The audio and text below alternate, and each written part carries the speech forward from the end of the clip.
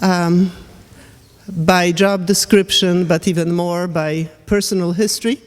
I am very much involved and interested in the issue, and I am making the assumption, which I don't think is a flawed one, that all of you are here because it is an issue that you care profoundly about.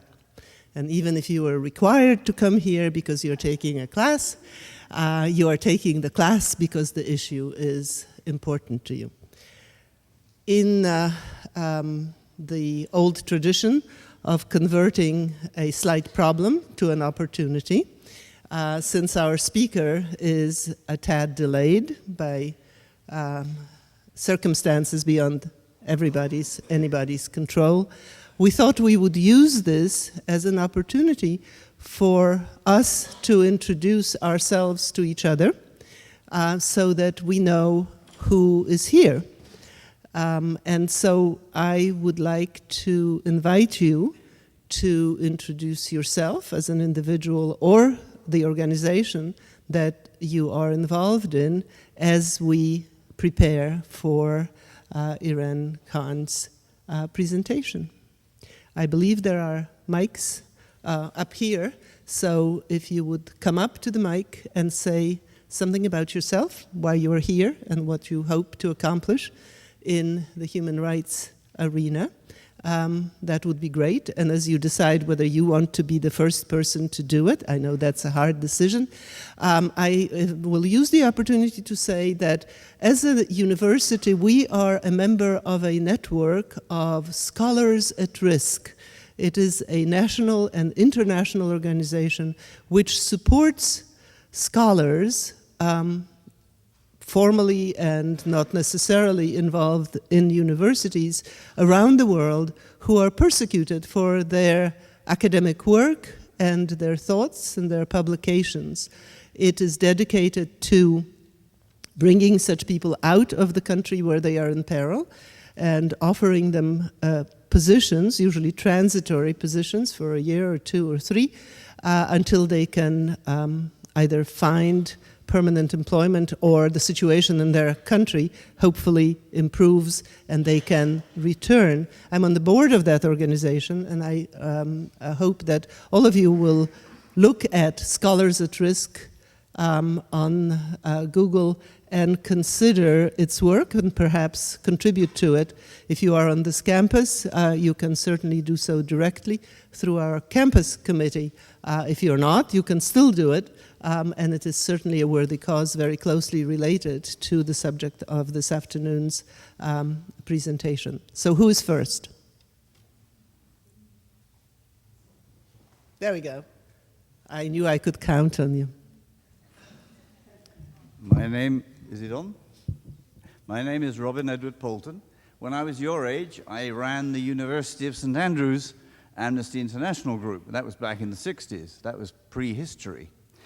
And I've spent my career following the same path in Africa, in Afghanistan, in other places.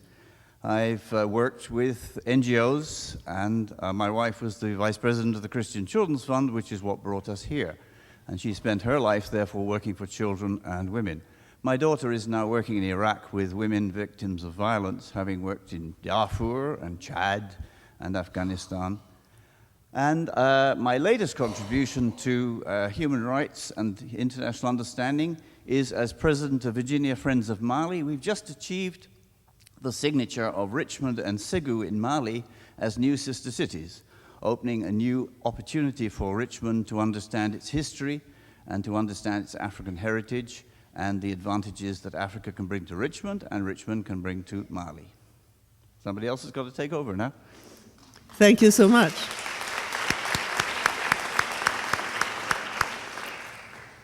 I know that we have some students in the room who are involved with the campus chapter of Amnesty International. Without pointing fingers, may I ask one of those students to say a few words?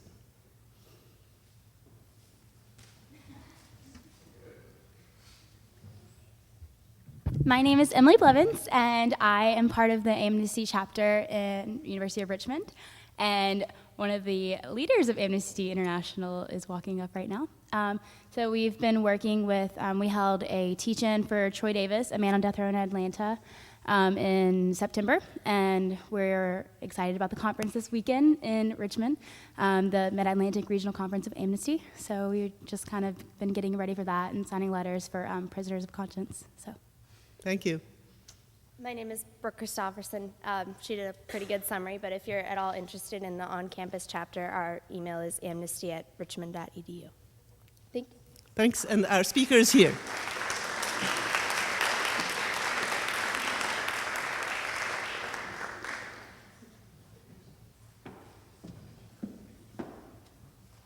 So now you know who I am, and it is my great pleasure and honor to welcome you to this important and rare opportunity for all of us to hear and speak with a world leader in human rights, an issue no one can remain aloof from and yet claim to be a world citizen.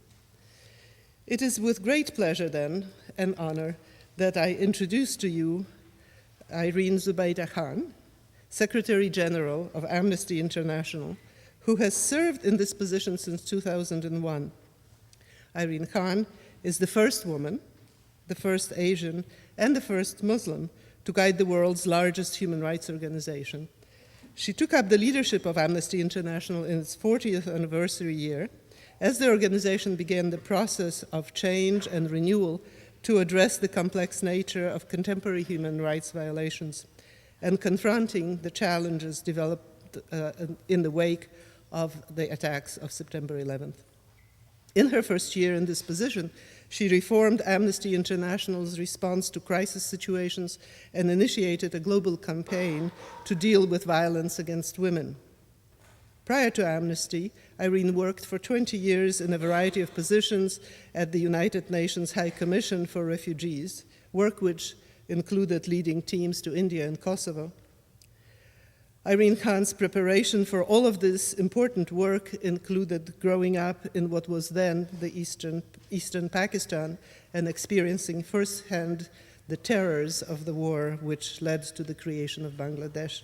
She was educated in Northern Ireland and England and holds a law degree from Harvard. Today she will speak about the ways in which human rights around the world must be considered as part and parcel of the issues of poverty and economic development. She has addressed these issues in her recently released book, which she will be signing at the end of this presentation, and her talk will be followed by questions and answers, an opportunity which we of course hope you will avail yourself of. Please remember to speak into the microphones which are set up right here. Irene Khan's visit to the university is co-sponsored by the Jepson School's series on women in leadership, the West Hampton Dean's Office, WIL, Women Involved in Living and Learning, and the Office of International Education. Please join me in welcoming Irene Khan.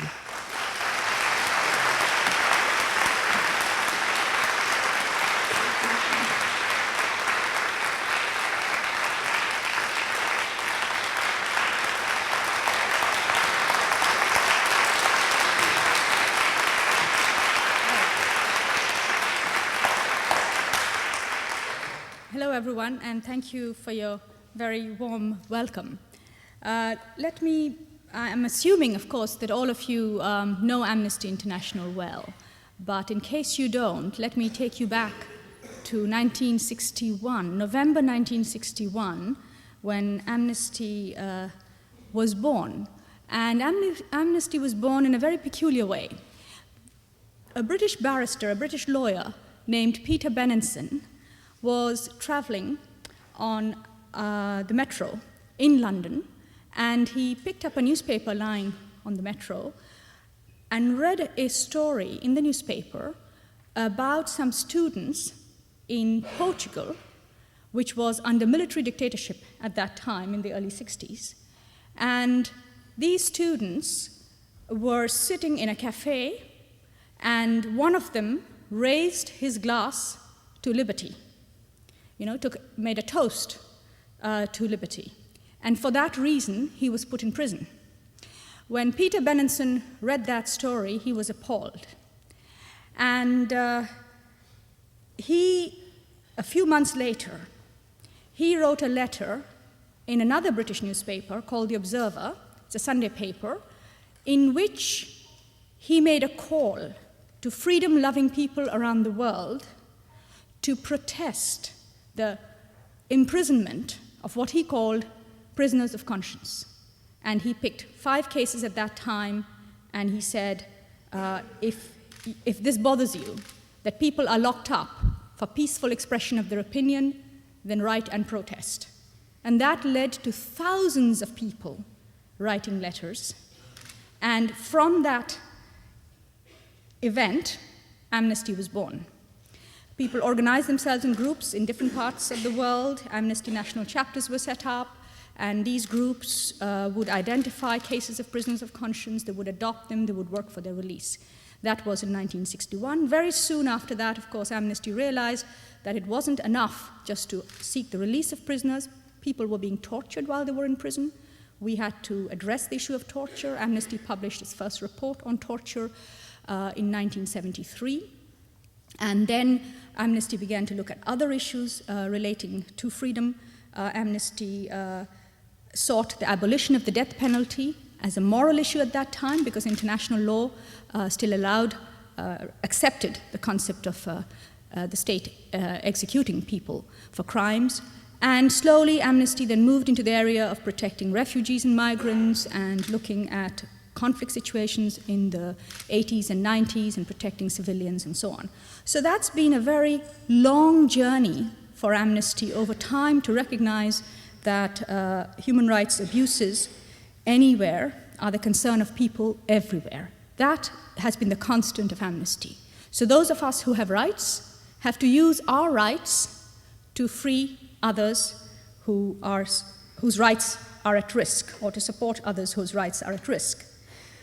So from that story, how do we get to poverty is what I'm going to talk about. Because I think most of us would agree the issues that I've put on the table are very much human rights issues: torture, ill treatment, arbitrary imprisonment.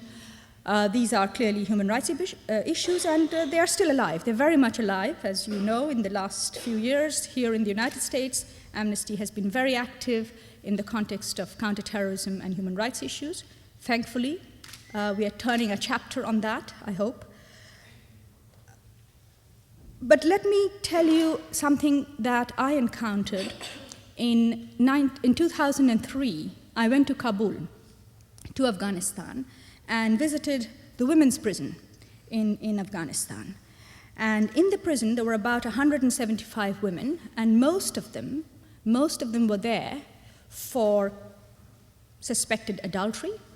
They were there because they wanted to marry the man of their choice. That was a crime. They were there because they were running away from domestic violence. And so it was a strange group of prisoners there. And in that prison, I spoke to a young woman, she was a girl really, of 16, Jamila, and she told me that she had been abducted from her home about a year ago by a man who wanted to marry her. And she refused to marry him, but he took her forcibly to his place, forced her to go through a ceremony that she didn't recognize as marriage, and then he abused her, raped her, assaulted her, and kept her imprisoned in that house. Eventually, she managed to run away. The police picked her up and brought her to prison because that was the safest place for her to be. She wanted to go home to her parents, but she said if she went home, she would be killed by her own father because she had destroyed his honor. That was the situation in Afghanistan. Now, Jamila is a classical prisoner of conscience, but what could Amnesty do for her? Now, President Karzai, at that time, I met President Karzai, he had released about 18 women in a similar situation to Jamila, and a number of them disappeared. And Amnesty suspects that they were probably killed by their own families. So, with those kinds of cases, I realized, and many people in Amnesty realized, that it wasn't enough for us simply to release prisoners of conscience. Today's prisoners, for them, they're not just imprisoned behind bars. There are systems that oppress them, and one has to address those systems if you are going to pursue true freedom for them. And cases like Jamila led Amnesty in 2004 to launch a global campaign to stop violence against women. And that campaign, some of you who are familiar with Amnesty will be familiar with that work that we have done with women's groups around the world to draw attention to violence in war situations, rape as a weapon of war, but also violence in domestic situations, violence in places of work, violence even in schools. You would think education would be empowering, is a tool of empowerment and release of girls from violence, but there is a lot of violence in schools, sexual violence against girls from teachers, from other students, but also on the way to school, in the communities, and so on. So it shows the complexity of today's human rights problems. And as we gained experience from the Stop Violence Against Women campaign, we began to realize that it is not adequate. It's not an appropriate response to see rights as a long list, as text.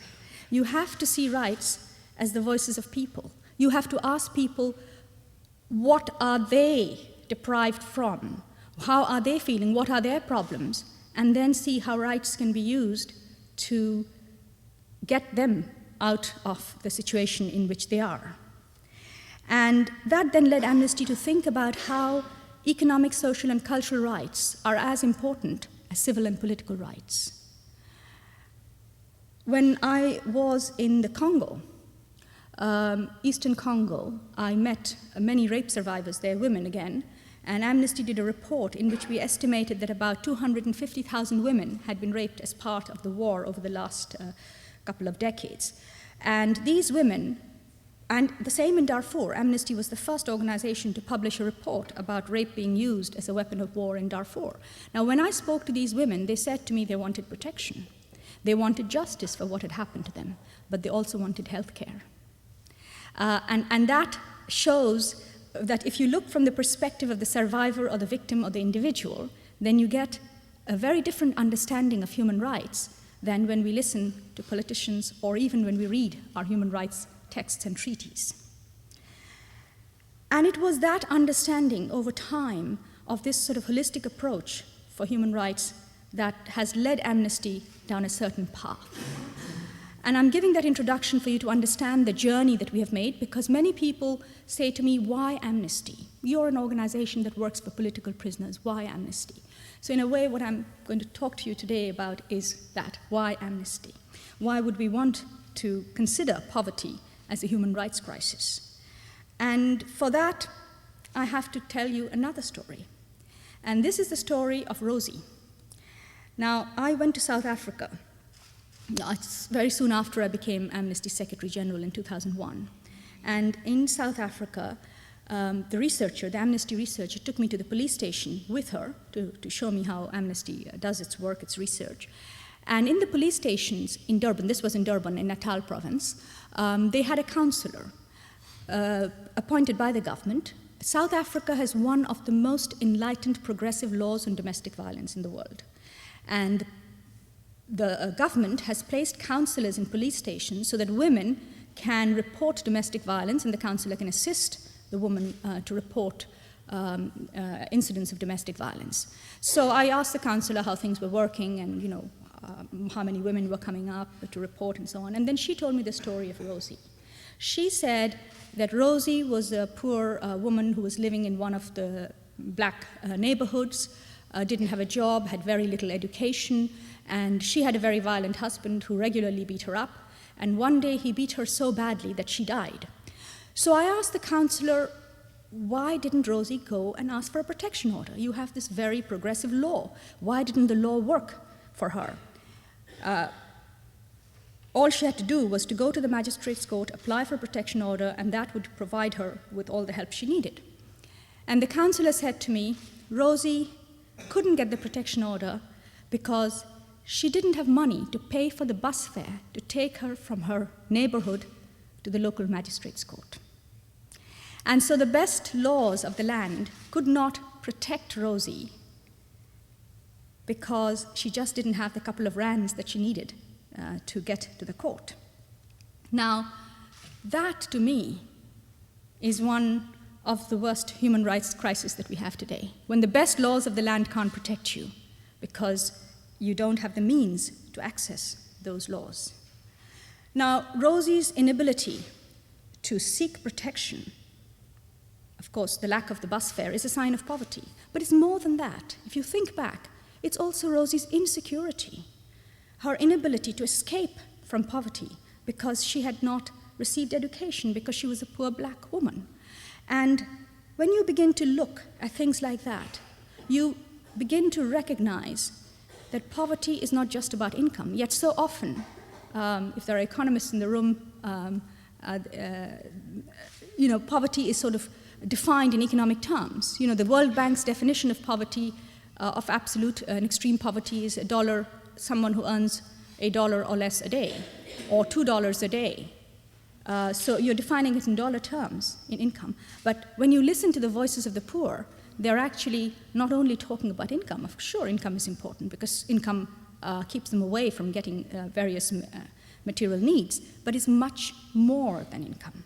Take the mothers of Ciudad Juarez. Now, many of you may have heard about the situation in Ciudad Juarez. This is a town on the border of Mexico, just across from El Paso, Texas. And in this town, there have been many factories built, maquilas, as they are called, which are assembly plants. And they're there because they can then take advantages of the Mexican tax regime and produce things cheaply. And many, many women from the poorer parts of Mexico come to the maquiladoras to make a living, to improve their livelihood.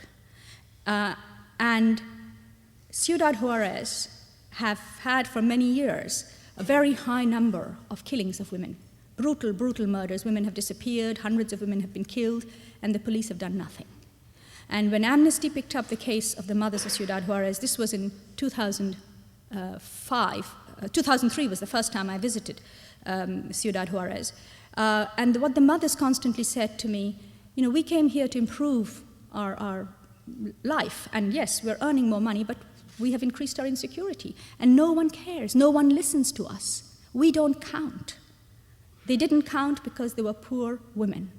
They were dispensable. No one valued their lives. So here they improved their income security, but their physical security was still not improved because they had no voice. So the more Amnesty worked with these cases, the more we began to recognize that poverty is actually about deprivation, it's about discrimination, it's about insecurity, it's about exclusion, and it's about not having a voice. Now, these are all human rights problems. Discrimination is a human rights problem. When people don't have security, when they're threatened, and the state does not protect them, that's a human rights problem.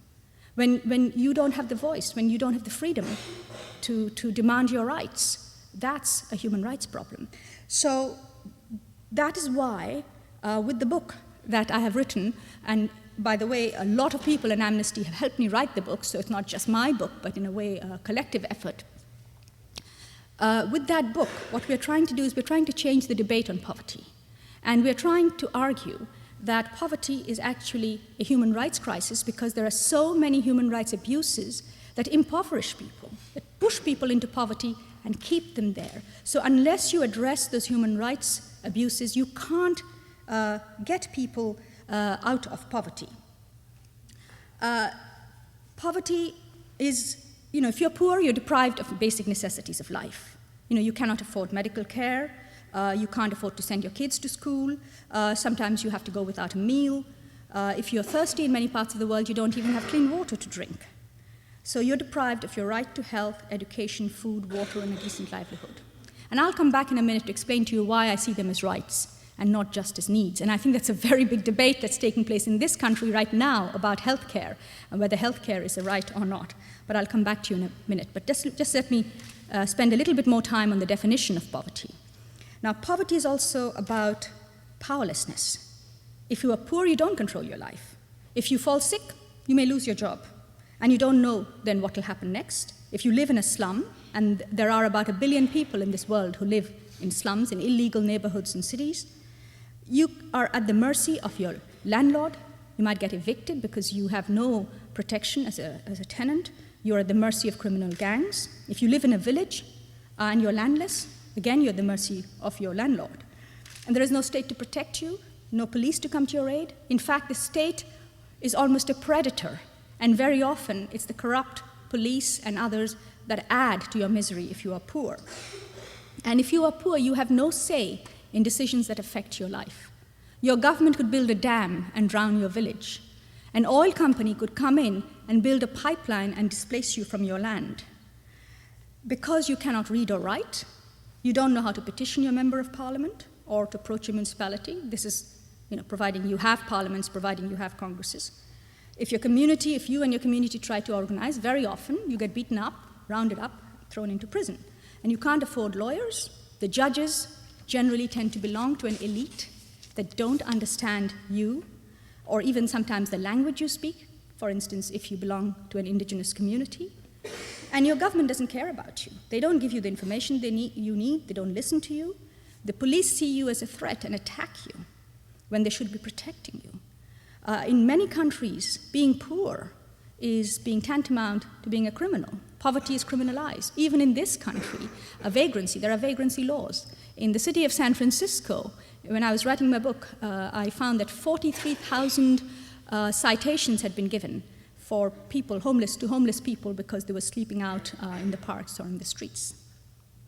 And very often, the bureaucratic system is such that if you are poor, you don't know how to maneuver around the bureaucratic system. So in many countries, you can't register the birth of your child, you don't register your marriage, you don't register the land deeds of your property because you can't read and write, you don't know how to figure out the things, and even though you may be the real owner of the land, very often you're pushed off the land because you can't prove it. And those are the kinds of stories that the poor tell you. And this is not something that I'm just analyzing. This comes from a document that the World Bank prepared. The document is called The Voices of the Poor. They interviewed 60,000 people and analyzed these stories from what they said. So it was a pretty large research that was done. So this is the story of poverty, and this is actually the poverty trap. These are the issues that keep people poor. Many of them are human rights issues. And if you don't tackle those issues, you can't get people out of poverty. Now, one other point to make here is that it's not just a coincidence that the vast majority of the poor happen to be women. 70% of the poor are women and girls. And it's a proportion that's growing.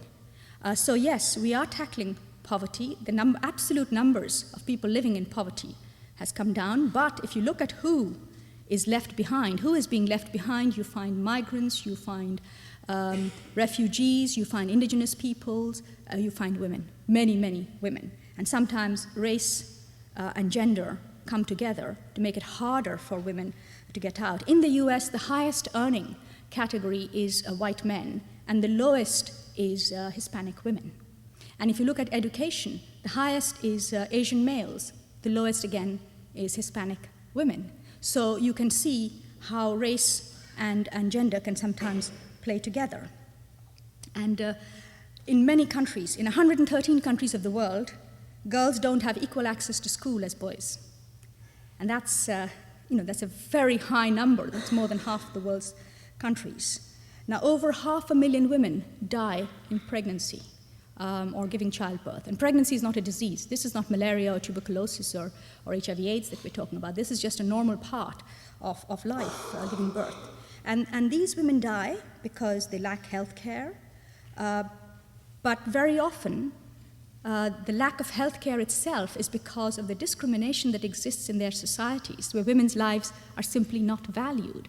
3 weeks ago, I was in Sierra Leone, which has one of the highest rates of maternal death. 1 in 8 women die in childbirth. 1 in 8 women.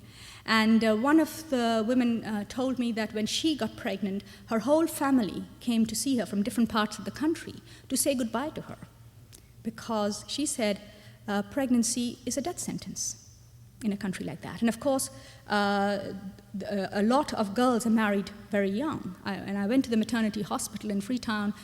I saw a large number of girls who were in hospital 15, 16, 17, teenage pregnancies. Many of them had been married off and had got pregnant, and then because of the lack of health care, because they themselves were children, they could not carry their pregnancy successfully. And in my book, I spent quite a big chapter on maternal mortality, because it is one of the issues in the area of poverty that has made the least progress. The rates of maternal mortality today are the same as they were in 1992. In many other areas, we've made progress as the world has made progress, infant mortality and other issues, but not when it comes to maternal mortality. And it seems to me, as a human rights activist, that much of it is because it's not just the issue of healthcare, but it's also the issue of everything else that goes around it. And it's, again, we come back to the issue of powerlessness of the poor. Now, who decides when a woman should get married? Who decides whether she should conceive or not? Who decides how many children she should have, how she should space her children? These decisions are very often not made by the woman. Who decides how much of the national budget should go into maternal health? Again, not many women are making those kinds of decisions. So when you take if you look at that whole picture in that way, you begin to realize the relationship between power and poverty. And human rights are really rules to regulate power. It's to regulate power for the benefit of all of us, and particularly for the powerless.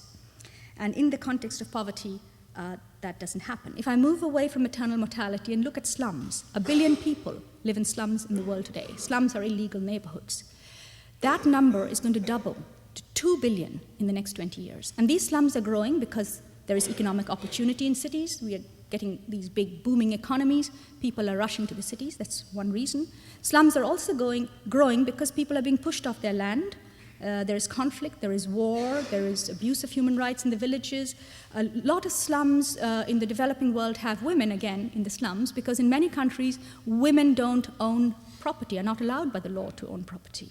And so when the husband dies, the family persecutes the woman and she flees to the city, goes into a slum, finds some sort of a job as a domestic servant or in a factory or something, and lives in a slum. So you're getting these huge numbers of people in slums, and without clean water, without basic health services, electricity, and sometimes illegally occupying land or being at the mercy of slumlords. And many of you may have seen the film Slumdog Millionaire.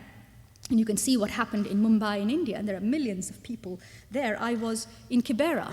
This is a slum in Nairobi, in Kenya. In the heart of Nairobi, it is Africa's biggest slum, 1 million people living there. In terrible conditions. Of course, there are no proper roads, there's shacks. I met a woman who was suffering from HIV/AIDS. She'd gone into hospital for treatment. When she came back, she found her landlord had pushed her out of her hut. Now, that guy doesn't own the land. The land is actually state-owned. He's built a hut there. The government didn't do anything about it. He then rented the hut to her and was charging her an exorbitant amount. She fell sick. She couldn't pay the money. She goes into hospital. She comes back. She's pushed out of the hut. What struck me also in Kibera was I could see water pipes. You could really visually see the water pipes running through Kibera, through the slum, to supply the neighborhoods, the rich neighborhoods around the slum, clean water. But the slum people themselves had no access to clean water. They had to buy water at 30 times the price that others who were living in the richer neighborhoods were paying for water. And very often, of course, they couldn't pay those prices, so they then used polluted water and were then suffering from all kinds of diseases. So again, you see the way in which the problem of poverty is so closely related to human rights. And yet, we find that most people don't recognize it as a human rights problem. Most people see it as a problem of economic growth or fulfilling social needs. Now, why is that? That's because not everyone agrees that all these issues are rights. There's still a very big debate as to whether health, housing, education are human rights, or are they just social needs. Now, the interesting thing is, if you look at the Universal Declaration of Human Rights in 1948, now that Declaration of Human Rights actually lists both civil and political rights as well as economic and social rights. It doesn't make a distinction. It includes the right not to be tortured. It also includes the right to education, the right to a decent livelihood. In 1948, all the nations of the world came together, including the United States. In fact, Eleanor Roosevelt was a key architect of the Universal Declaration of Human Rights, and she had no problem drafting that document because, of course, it was her husband who had spoken of 4 freedoms: freedom from want as well as freedom from fear. And he was able to say that then, and he was able to get that holistic picture of human rights because the United States had come out of depression. And depression had made it very clear, again, all the issues that I'm talking about poverty today were probably as real in the 1930s as it is now in many parts of the world. And that's why it's so strange to hear the debate now in the United States about healthcare. That's, of course, because between 1948 and now, we've had the Cold War. And during the Cold War, and that happened shortly after the Universal Declaration of Human Rights, between 1948 and the early 50s and 60s, the world was already ideologically divided between the socialist camp and the capitalist camp, and the Western democracies supported civil and political rights, the socialist communist countries supported economic and social rights, and the UN developed 2 different treaties, 2 different international agreements, and that's where the split took place. And organizations like Amnesty inadvertently played into that split because by picking up the issue of prisoners of conscience, of free speech and conscience, we focused on civil and political rights. And we became a very big human rights organization. But by focusing on one set of rights, inadvertently we were sending a message that the other set of rights was somehow less important. And it was only through our own work that we later began to realize what we had done and how important it was for us to take a holistic approach. Recently, we actually did a review of 150 former prisoners of conscience. We went back and we asked them, we were doing an internal evaluation, we went back and we asked them, what did you feel about Amnesty's work? Did you find it helpful or not? And a number of them told us, it was great when you were with us in the prisons. But when we came out of prisons, where were you? We were still discriminated and weren't given a job because we were considered as a political dissident. One of them said, I was a student, I wasn't allowed to go back to university. And those rights for me were as important as my right not to be imprisoned. So this notion of the indivisibility of rights is a very powerful one. But some people argue that economic and social rights are not real rights because they can't, you can't detect the perpetrator and the harm. If there is torture, then you know the government has tortured you and the government has a duty not to torture you and you can enforce the right. Now, if you don't have health care, then who's to blame? How can you enforce it? Well, actually, economic and social rights have been put in many constitutions of countries. In South Africa and India, the courts have actually enforced those rights because what the courts are saying is that as a government, you don't have to ensure the right, but you have to regulate it. So if it is a privatized sector, then you have to ensure that the privatized sector does not discriminate so that some people are pushed out of the system. So the the obligation to regulate is still there on governments because that's what governments are supposed to do. Some people say, well, economic and social rights require a lot of resources. You can't ask poor governments to provide health and housing. They don't have money for it. Well, actually, civil and political rights also require a lot of money. Building courts, training your police. Fair trial does not come cheap. So that argument, again, that somehow civil and political rights are real rights and economic and social rights are not real rights, doesn't, if you really look at it, it doesn't go very far, and I do cover that point in my book. Now, that's one group of people who say, well, these are not all rights.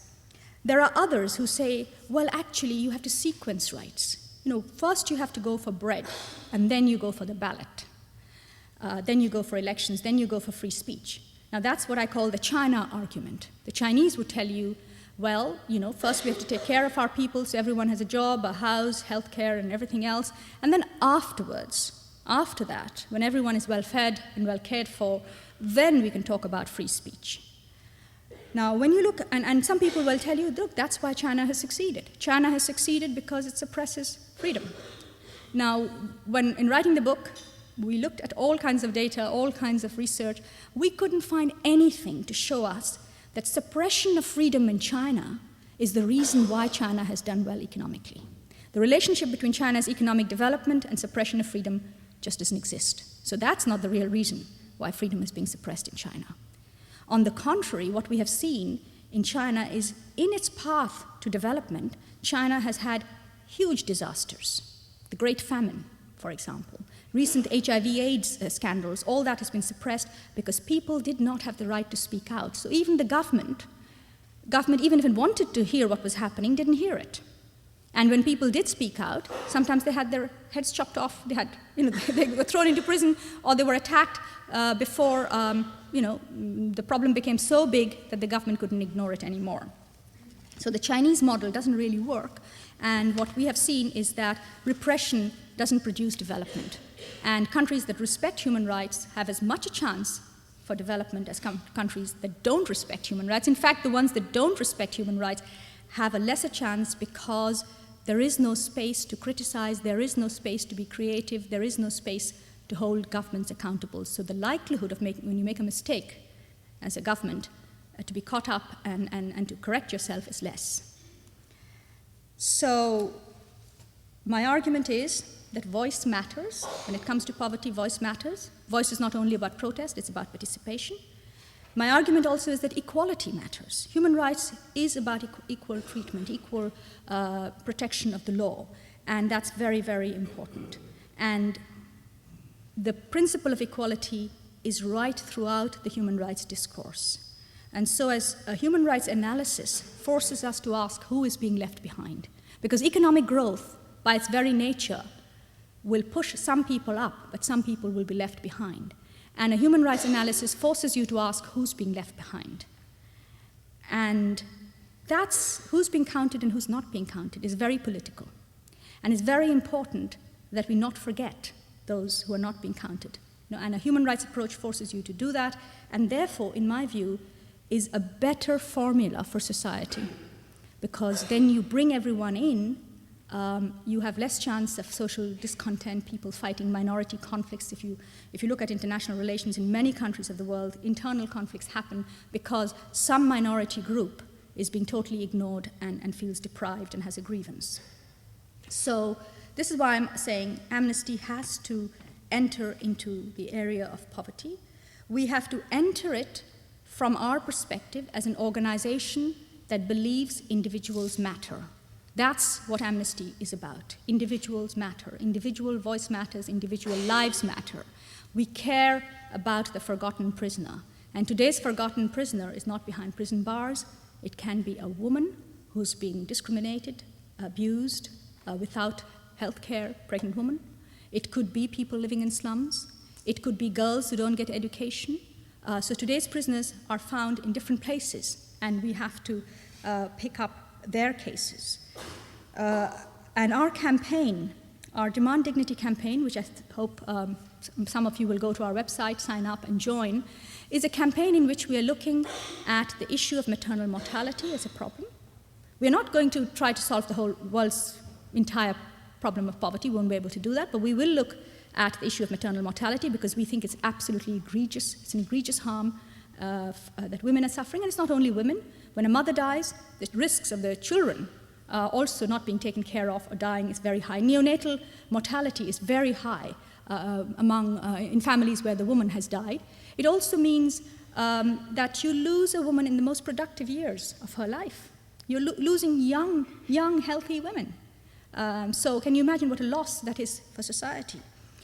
The other issue we are looking at is slums. And we're looking at slums because as we become more conscious of climate change and the pressures on natural resources, as we recognize also that the slum population is going to double in the next 20 years to 2 billion people, that's about a third of the world's current population, it's a problem that needs more attention.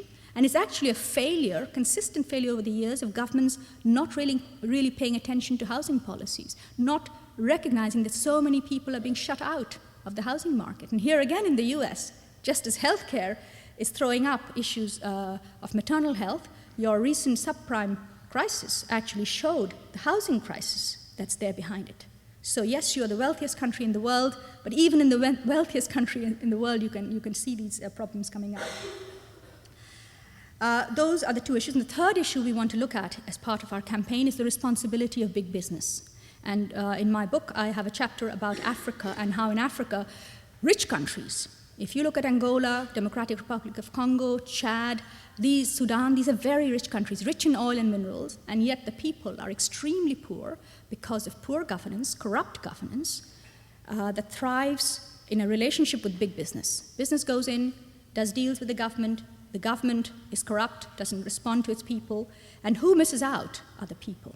And then the country breaks out into war and conflict, and then you're into a cycle of poverty, as I said, insecurity, deprivation, discrimination, and so on. So we need to look and ensure that business today are also held accountable for human rights, that there is some understanding of their role and some standards, international standards, to hold them accountable no matter where they work. We will also be looking at some issues globally at the UN and how we put human rights into the development agenda of the United Nations. But one campaign that we want to do is we want to campaign to get the United States to recognize economic and social rights. And as part of the same campaign, we want to get China to recognize civil and political rights. These are the two big powers in the world today. And if we could get China, which follows economic and social rights but not civil and political rights, the US, which is great on in promoting civil and political rights and talking about it, not always necessarily great in respecting it, but if they could also pick up economic and social rights, then you would get a unified vision of human rights. That's a big challenge, but I hope that the health care debate here is going to make people recognize the importance of economic and social rights. Now, making them rights, why is it important? It's important because it empowers people, because it's not a privilege that you are being made a part of. It's not charity. It's an empowering, gives people dignity because they can claim their right. It makes governments accountable. Governments can't just escape from it and say, we're not going to do it. Well, it's not our priority this year. And it provides a remedy. That's what rights do. I mean, in this country, your Bill of Rights were theirs to empower people. And it's that same empowering process that you can actually have globally if you see these issues as rights rather than as just needs. Now, in terms of Amnesty's own journey, let me just tell you one last thing. I told you earlier that Peter Benenson created Amnesty through this newspaper article, our founder, through this newspaper article in an English newspaper where he put the cases of 5 prisoners of conscience. This was in May 1962. And those 5 prisoners of conscience were all men.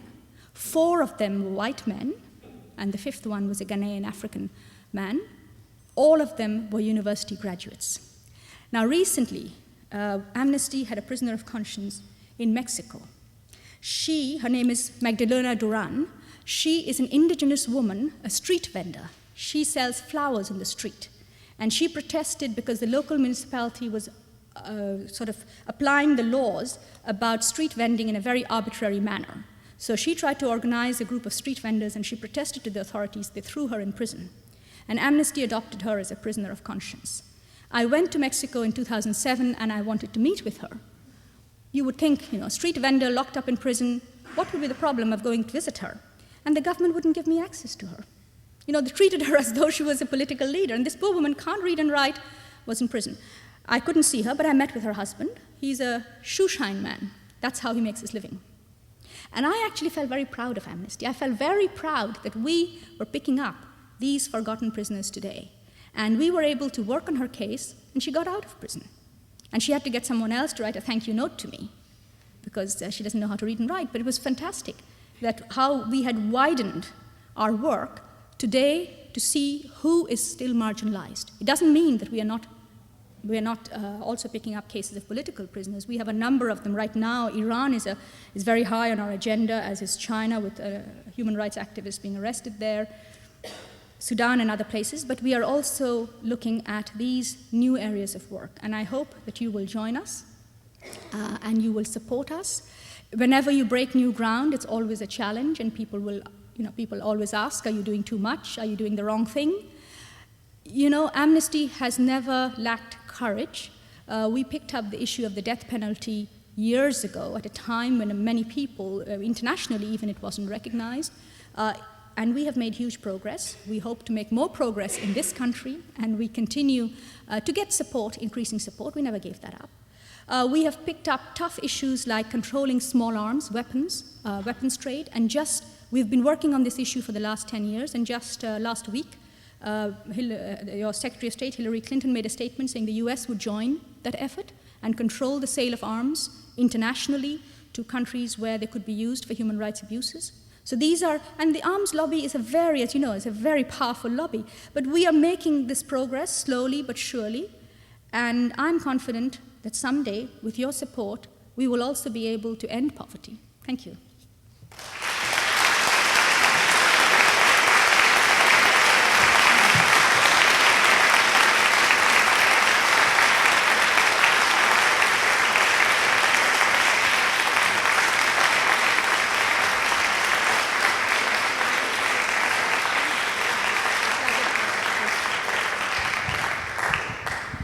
Irene has agreed to take some questions if you want to come forward and ask them.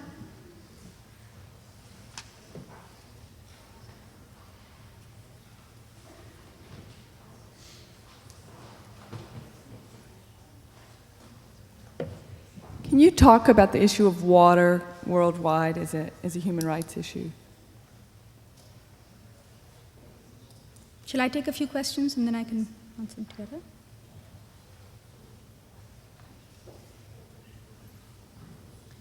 Hello, my name is Hadia, and I'm a freshman here at the University of Richmond.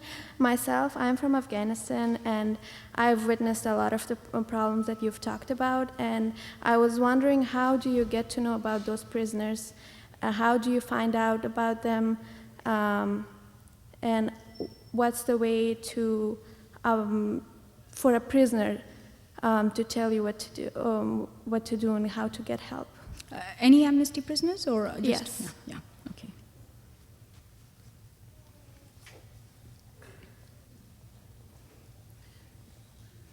I'm in absolute agreement about the holistic approach to human rights and making human rights real, taking testimony. And I recently just came back from Guatemala, where I participated in a delegation on human rights to look at violence against women in the Right to Live campaign with the Guatemala Human Rights Commission. And one of the things I found really astounding was it's actually the problem of femicide and violence against women is actually worse in Guatemala than in Ciudad Juarez. And now I'm trying to figure out what do we do with this information and involved with some of those efforts. And I'm just kind of wondering where Amnesty's at with the issue of the disappearing women in the world, the femicide, and also specifically examples like Juarez as well as Guatemala. Thank you. Thank you. Okay, let me take these three questions. Water as a right. Water is a very interesting issue because if you read the UN instruments, the treaties and the declarations, you don't actually find the right to water written in anywhere. The right to water was developed by experts looking at the other rights and saying, if you don't have a right to water, you won't have the right to health, right to clean water. You don't have the right to health because dirty water is the problem for many, many health issues. And without water, you don't have the right to life. We know that you can't live without water. And water is a scarce resource. We think about oil, we think about minerals and so on, but we don't think of water as a scarce resource. And there are many parts in the world where conflicts are either emerging or has emerged because of fight over water. And we see more and more of that happening. Many people say that Darfur is actually the first natural resource war that we are seeing happening because it's a fight in some ways between those who are agriculturalists and those who are pastoralists, the Arabs herding camels, and the Africans actually farming the land, and that's how they came into conflict. And then, of course, some people provided them with arms, the government came in, and then you had a war. So this sort of struggle for water is going to be very important. It's an issue that some people have begun to look at, and in Amnesty, we are also beginning to look at the issue of water, because with climate change, that's going to be, in some parts of the world, there will be too much water, in that some of the countries will go below water, and in other parts, there'll be a shortage of water. So I think this whole relationship between rights and resources is something that is going to be of increasing concern. And that's where economic and social rights become so important, because your other rights, your right to life, health, your right to life, your right to be free, your right to enjoy reading the newspaper of your choice. All that depends on whether you have some of these basic issues resolved. The next question was about Afghanistan, the student from Afghanistan, and how do you find out about Amnesty's work on individuals and prisoners of conscience? Go to our website, www.amnestyusa.org or amnesty.org, which is our international website, and you have a choice of countries, and you can click on the country where you are, like the US now, and you will go to their website and you will find cases and you will find ways of joining in. And it's not just individuals, because one of the things we have found is working on individuals is very fulfilling because you help to solve an individual's problem, but you also have to get engaged with the issues that put the individual in the prison in the first place, because otherwise you release one individual to have another one walk into prison. And so it's very important to also look at our campaigns. Guatemala, you're right, Guatemala is a very serious issue, and we've done a lot of work on femicide in Guatemala and the disappearances of women. We started with Ciudad Juarez, and I mentioned Ciudad Juarez because that's the better known case, probably because of the celebrities that have got involved with it, like Selma Hayek and so others. But Guatemala is a very terrible case, and we are working on that. And you'll find on our website, again, reports and other work that we have done with the authorities and with others, and with the women's groups themselves. Because one of the most important, and this comes back to my book again and about poverty, and the reason why I'm pushing for a human rights approach to this is because where we have seen success, and there are many success stories in the book, it's not a depressing book in that sense, many success stories in the book, and where we see success, it's because people have organized themselves. People have had the space to organize themselves. Their voices have been heard. They have participated in the decisions. They felt empowered, and that's where you see change. And I'll give you one interesting example. In India, a few years ago, in a state of India called Rajasthan, in Western India, the workers felt, they were day laborers in a state factory, and they felt that the foreman was cheating them. He wasn't logging the proper hours that they were doing, and they were being underpaid. So they demanded to see the log. They said, show us the hours. And they were told it's a state secret. Because it's a state-run factory, it's a state secret. And the managers all over India, in all the state-run factories, were using an old law going back to the British times, which made any kind of a state-generated information a state secret. So it was a state secret. So that became then the start of a huge movement for freedom of information legislation. And eventually, in 2006, the government passed the legislation.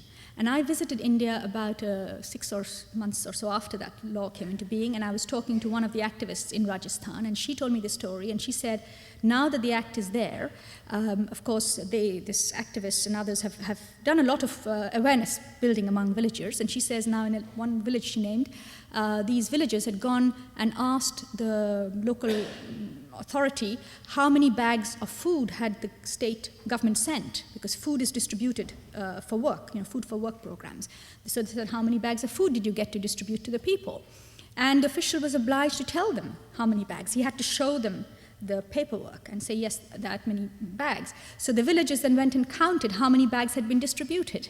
And then they found the discrepancy. So they would then go back and say, well, hang on, you said 120 bags, but we only got 90. What happened to 30 bags? And the same thing has also happened in Uganda, where parents were actually told what the budget of their local education authority was. And once the parents knew that, they could go to the schools and start asking questions.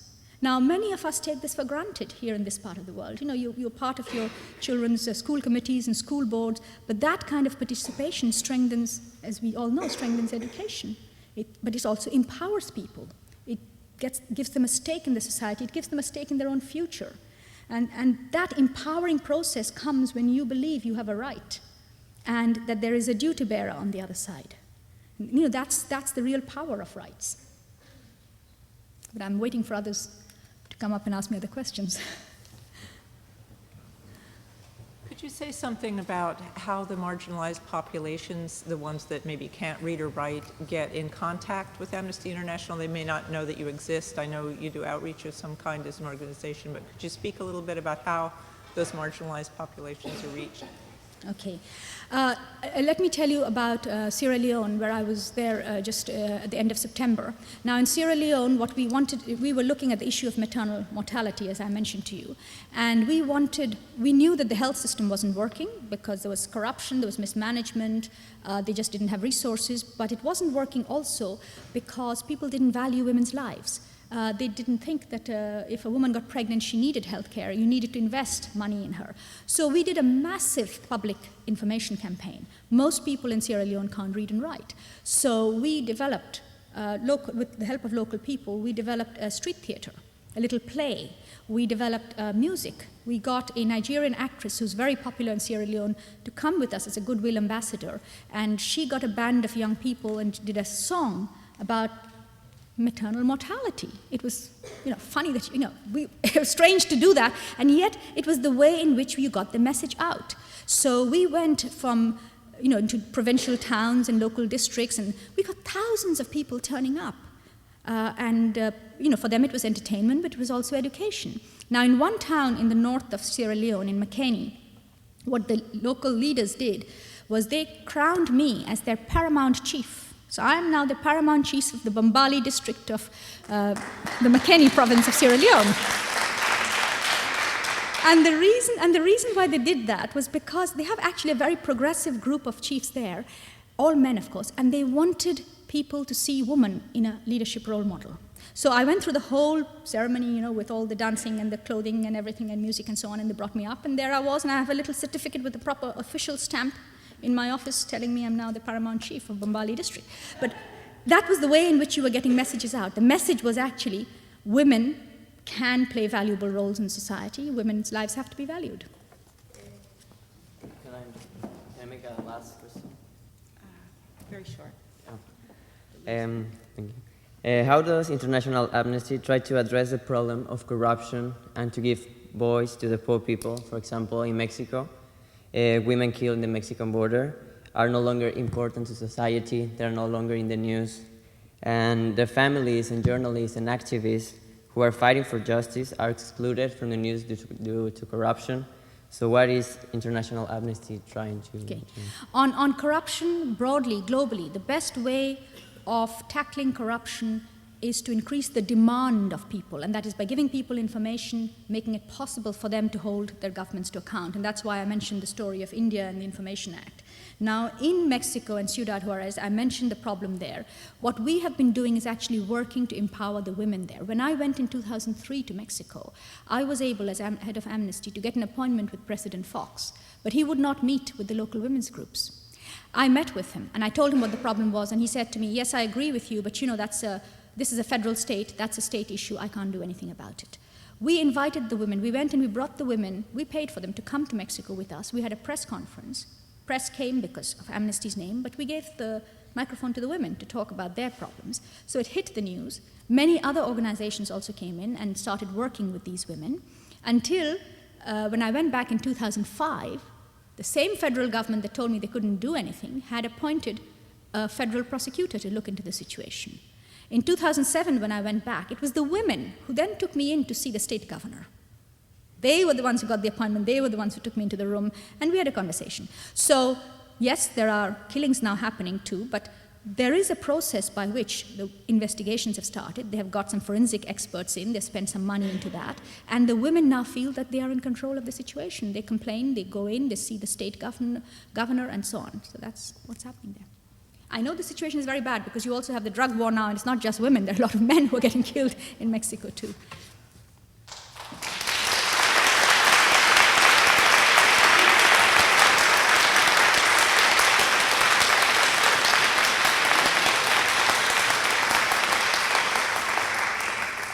I think we could probably continue this for the rest of the afternoon, but I am mindful of the fact that some of our students need to get on to classes. So let me just say that I'm Sandra Peart, Dean of the Jepson School of Leadership Studies, and it's my pleasure to thank now the Office of International Education, Juliana Guevara, as well as Women Involved in Living and Learning, and the West Hampton College Dean's Office for joining us in supporting this program.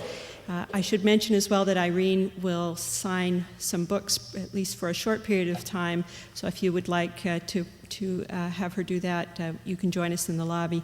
And let me ask you to thank Irene Khan once again for a wonderful talk.